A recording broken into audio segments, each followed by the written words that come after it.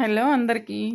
ఈరోజు నేను బ్రేక్ఫాస్ట్లోకి ఎంతో రుచిగా ఉండే బొబ్బరపప్పుతో వడలు చేసి చూపించబోతున్నాను. ఎలా చేయాలో చూసేద్దాం రండి. మనము బొబ్బరపప్పు రాత్రి నానబెట్టుకుని ఉదయమే శుభ్రంగా కడిగేసుకోవాలి.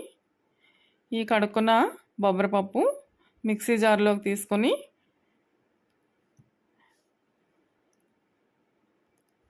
దీనిలో 3 పచ్చిమిరపకాయలు, చిన్న అల్లం ముక్క, అలాగే రుచికి సరిపడా సాల్ట్ వేసుకుని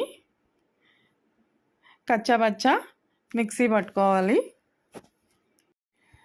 ఇక్కడ చూపిస్తున్న పెద్ద ఉల్లిపాయ ముక్కలు, నిమ్మకాయ, అల్లం ముక్క అది వేరే డిష్లోకి అండి. మనము ఈ బొబ్బర వడలోకి చిన్నగా కట్ చేసి పెట్టుకున్న ఉల్లిపాయ ముక్కలు, అలాగే కొంచెం క్యారెట్ తురుము,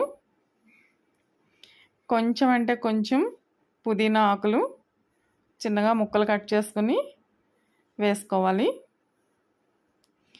దానిలోనే పుదీనాతో పాటు కట్ చేసి పెట్టుకున్న కొత్తిమీర, కరివేపాకు కూడా చిన్న ముక్కలుగా కట్ చేసుకుని వేసుకొని పిండిలో కలిపేసుకోవాలి. ఇప్పుడు స్టవ్ పై బాండీ పెట్టుకుని ఆయిల్ పోసుకుని ఆయిల్ హీట్ ఎక్కిన తర్వాత మనం రుబ్బి పెట్టుకున్న బొబ్బరపప్పు ఇలా వడ షేప్లో చేసుకొని ఆయిల్లో ఫ్రై చేసుకోవాలి. మంట మీడియం ఫ్లేమ్లో ఉండాలండి. హై ఫ్లేమ్లో ఉంటే పైన మాడిపోతాయి, లోపల ఉడకవు.